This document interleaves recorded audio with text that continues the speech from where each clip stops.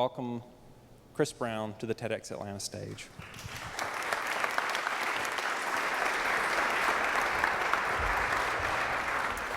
This is going to be a little different for me. I'm usually on the other end of interviewing someone as a publisher, so it's a little strange for me. Here we go. Growing up in the 60s, and being from the South, I didn't have the kind of direct exposure to the counterculture that, say, a California youth would have. But I was definitely, influenced and directly involved in exposing myself to media, television, radio, most influential to myself, print. But it wasn't until my grandfather bought me my first Mad magazine. There was something different about that. It was exciting to me. It spoke to me as a young rebel, or as much as a rebel as you can be at that age. It made me feel like I could create something myself. So at 8 years old, I started creating my own magazine with titles like The Americans or Tejas, being from Texas. I hand drew all the covers. I would create fake ads.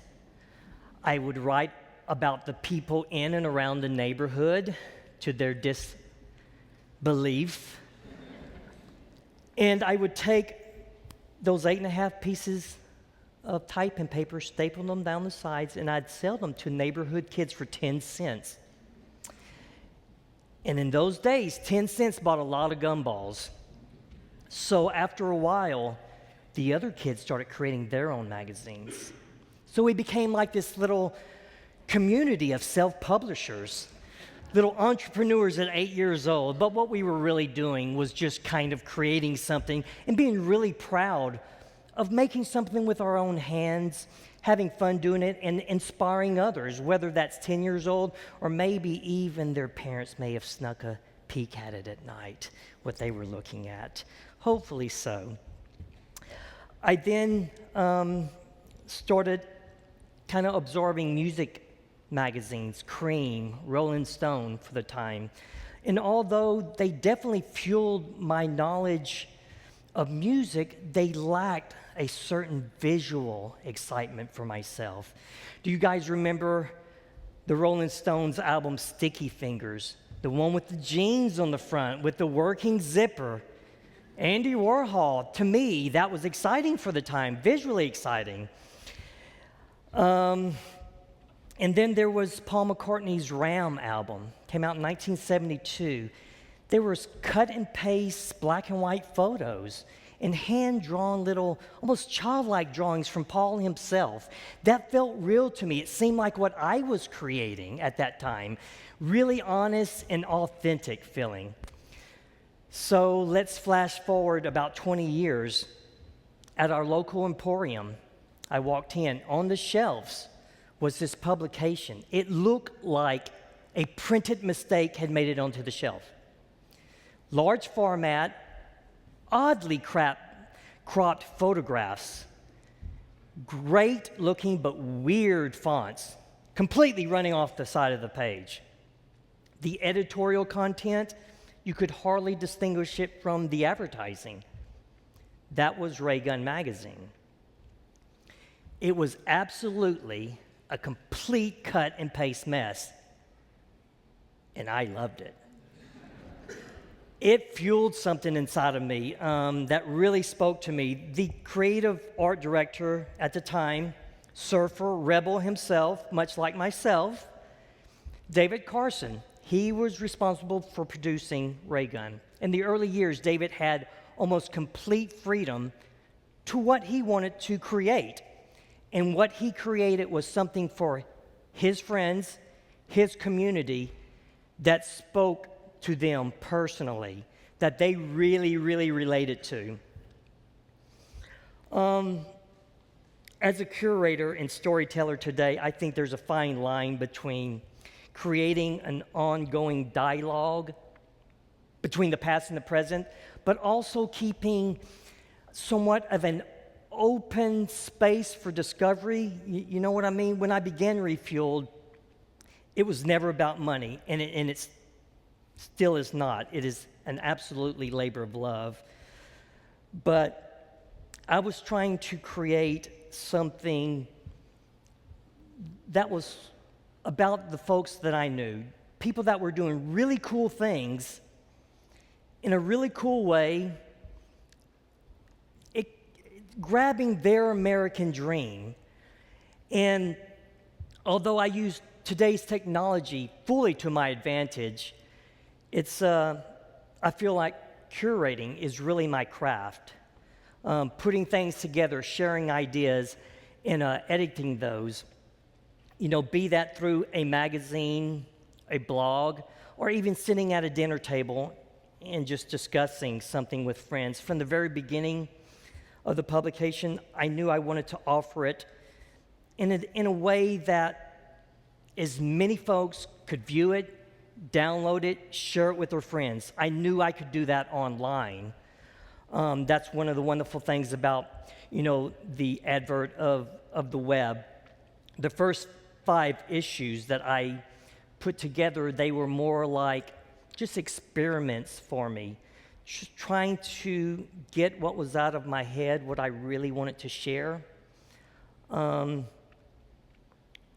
then finding, really great contributors, photographers, writers, people who had the same vision, the same kind of, vibe within them that I wanted to, to include. So that became my labor of love. But with that labor of love, there was this internal battle that kept, swelling up in myself. Print versus digital. It's a big question, but I remember there's something about holding a printed piece of literature. It was under my sheets with a flashlight, reading that Mad magazine at night when I was supposed to be asleep. I can still vividly smell those pages.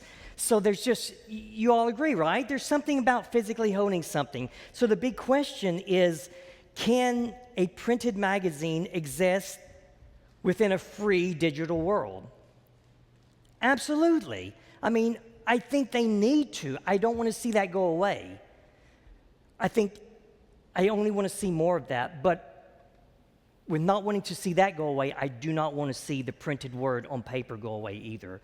I do not want to see that getting eaten up by technology. I just think that would be an extreme shame. The folks I tend to write about and share in my publication, they all care about 3 things: community, heritage, and discovery. Let me give you 3 examples of some folks that I think are best illustrating this. Liz Lambert creates amazing hotels in Texas. I don't know if any of you know about her.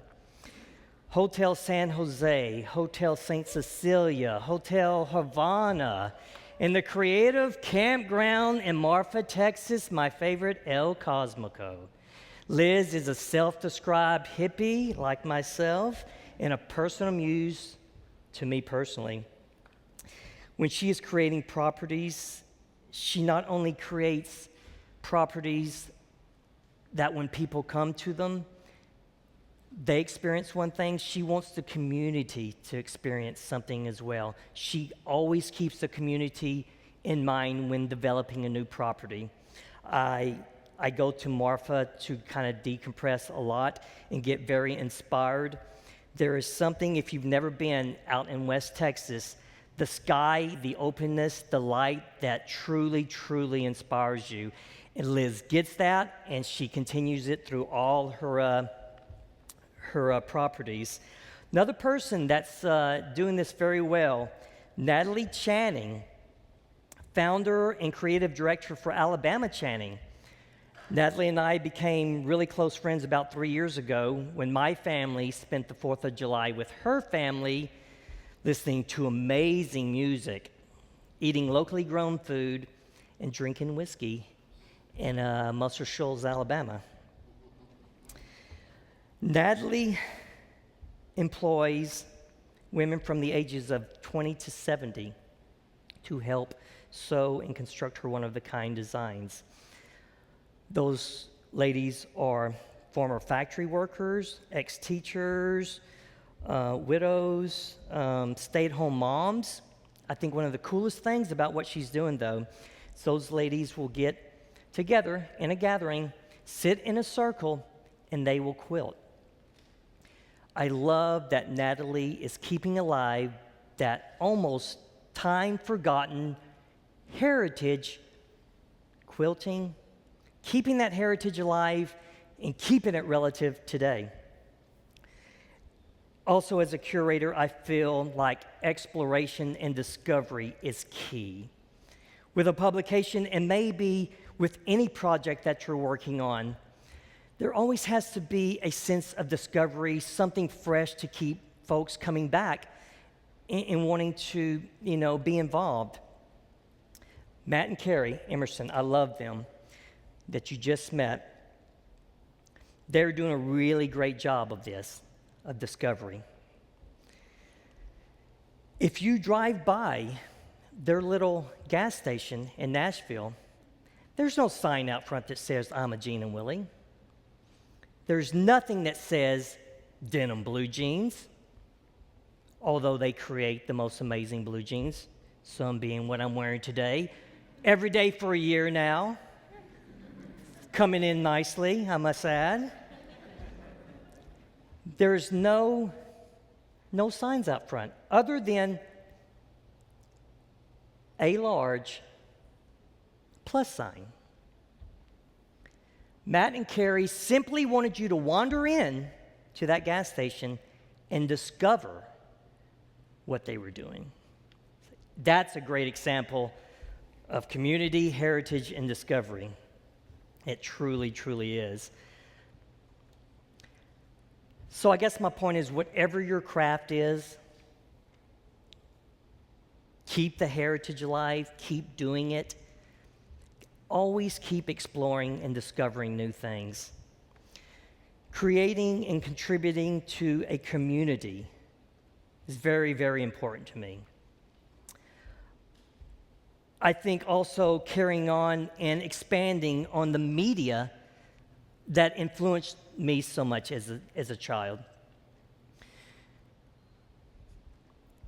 So never stop exploring. Keeping alive for me that 60s counterculture, do-it-yourself rebel spirit is what we all have to remember. Whether I'm producing something online, using time-honored print methods, the old-fashioned way, or whether I am stapling 8.5 by 11 sheets of typing paper and selling them to my friends for 10 cents. The most important thing to remember, and I want to share with you before I get off the stage, is keep creating. Do what you do and never stop. Peace and love, everybody.